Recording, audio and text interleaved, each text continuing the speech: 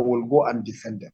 They will just go there, they will dance, they will gyrate, they will just give you false hope and go back home. Nothing will change about your life.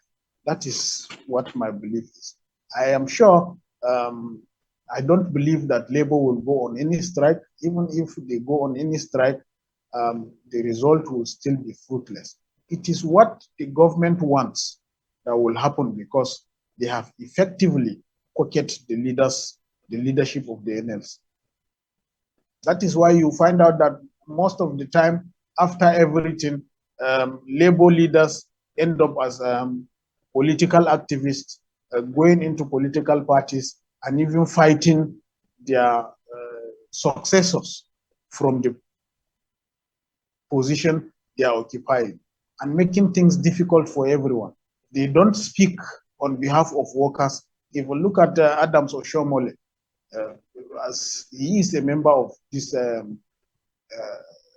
party in the government, a member of the Senate, what has been his contribution in relation to the issues the Labour leaders are raising now? So it is just soldier come, soldier go, barracks remain.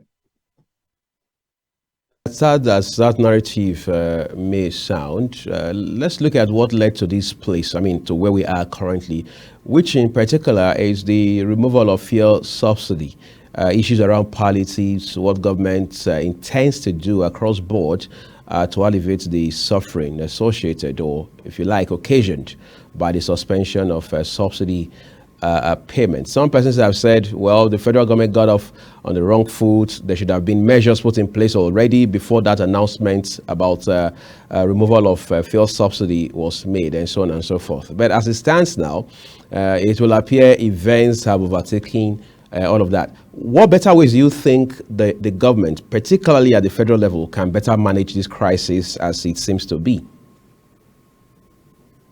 Well, the government in the first place lost it. They lost it in the sense that the president, upon his assumption of office, by making that one singular pronouncement, removing the fuel subsidy, that was the first error of judgment he has made. You cannot whimsically, with the whiff of hand, remove fuel subsidy in a country like Nigeria, where our economy is fuel driven, and whatever affects the price of fuel affects the price of every other thing, including the lives of people. You have to sit down and make an assessment. If truly you are prepared for leadership, you would have known the concomitant effect of that pronouncement on the lives of 200 million people and the economy of Nigeria as an entity before you even make that pronouncement. Then now you also have a solution, that once we take this will be put in place. So before we remove this, why don't we put this A, B, C, D, E in place, so that by the time we remove the fuel subsidy, the cushioning effect is there already, and people will not feel it. Now we are having to, the people are even saying that government is still paying subsidy.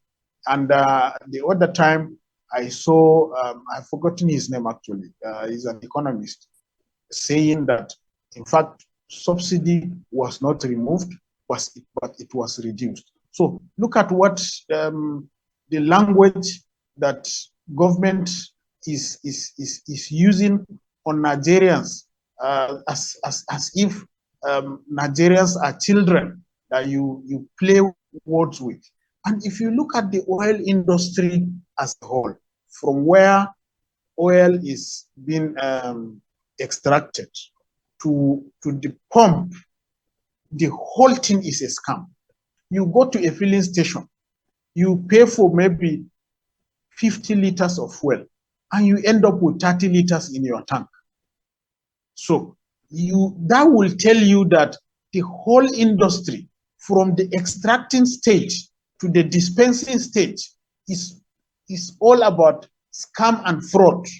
So until and unless the government takes steps to sanitize the industry itself, we will continue to work on a tightrope, not knowing the exact barrels that we get, that is being extracted every day in Nigeria, how much is being exported, at what price, now how much comes to the government by way of revenue from the sale of this crude, and so on and so forth. How much is being refined, how much is being dispensed, how much is being consumed by Nigerians every day. And let me tell you, government is saying that the president is saying that he cannot subsidize fuel for neighboring countries. Yes, nobody is saying that Nigeria should subsidize fuel for anyone outside of Nigeria and who is not in Nigeria and who is not in Nigeria. But is it not shameful that a president will come out and say that he cannot and will not subsidize fuel for neighboring countries? That is to tell you that he is presiding over a country he has no capacity to govern. He is presiding over a country he has lost control of. How can you subsidize fuel for another country when you know that as president, you give a marching order to seal the borders? If common fuel, you have no control over where it goes and how it leaves Nigeria, what are you telling to the whole world and to Nigerians about the shipment of arms into Nigeria, the migration of illegal aliens into Nigeria, and the shipment of other harmful objects and the movement of other insurgents across Nigeria? It goes down to a lot of things. We are not a critical thinking people. That is why the president will just sit down and address Nigerians as if he is addressing his grandchildren and making fun of them and laughing. That is the end of it. It is sad and it is of concern. But you see, we are a people that once you have something to eat in the morning and you have something to pay your children's school fees, Nigeria should go to hell. You don't care. Otherwise, a lot of people will not even dream about contesting or vying for any leadership position, knowing that Nigerians will make it hard for them. So thank you so very much for your thoughts this morning. But again, we need to straighten it out here that all of the points you have made now should be basis for Nigerians to hold their leaders accountable since they voted them into office, from the president to the least person. We'll say again, we are grateful for the time and for the thoughts that you have shared with us on the program this morning. Thank you very much. It's my pleasure. Okay, that's what we're leaving it with that discussion. On that discussion with Barrister Sunday Wugera. Joined us via Zoom this morning from Yola, Adamawa State's capital. We'll take a quick break, our last break on the show. By the way, when we return, we'll look at a few more headlines for you, and that'll be a full cycle on the show.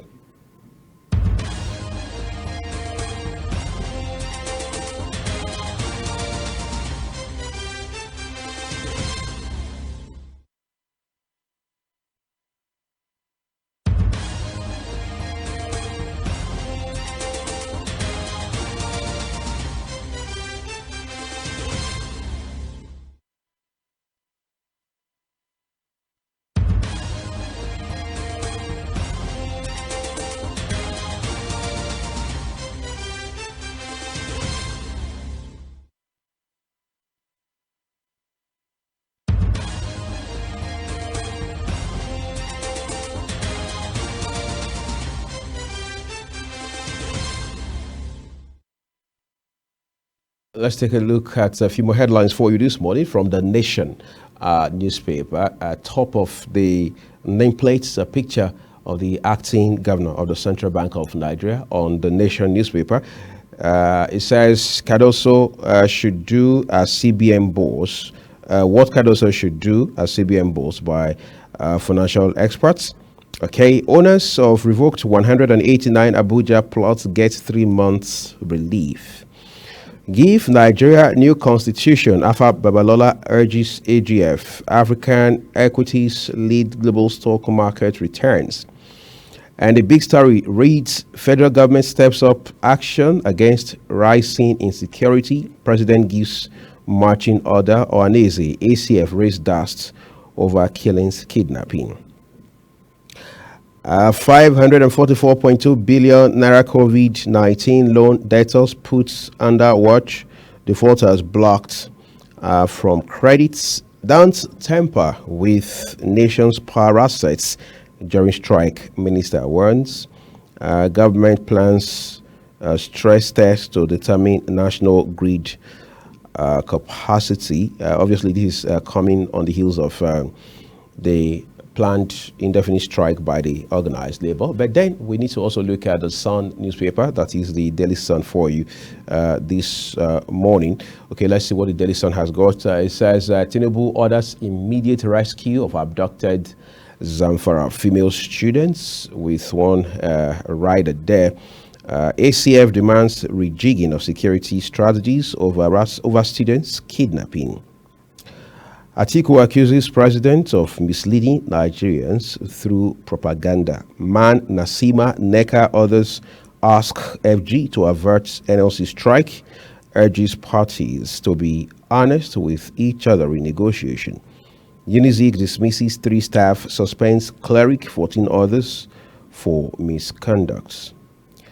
Again, Nnamdi Kanu's American lawyer demands immediate release. Don't panic, you'll regain your greatness soon. Iwayawu cancels Igbo. David Mark hits INEC hard on 2023 general election. That's just by the side of the nameplates. Describes polls as most controversial in Nigeria's history. That's on page 4 of today's Daily Sun newspaper. And then you're wondering, what do we have? Leadership newspaper. Well, if you look above the nameplates of the Leadership newspaper, it says tribunal verdict save Kano from chaos. Islamic clerics warn. Tinubu orders rescue of abducted female varsity students. We want to believe that security agencies, all right, are hard at work in that regard already. Rising inflation forces estate developers to renegotiate projects. Rumbles in civil service over new tenure system. Despite warning, states courts unprepared for flood, on page 4 of the Leadership newspaper. What's more, let's see here. It says NDLEA intercepts Abuja-bound loads of laughing gas. Tribunal decides someone lose faith today. That's with regards to Lagos State governorship election.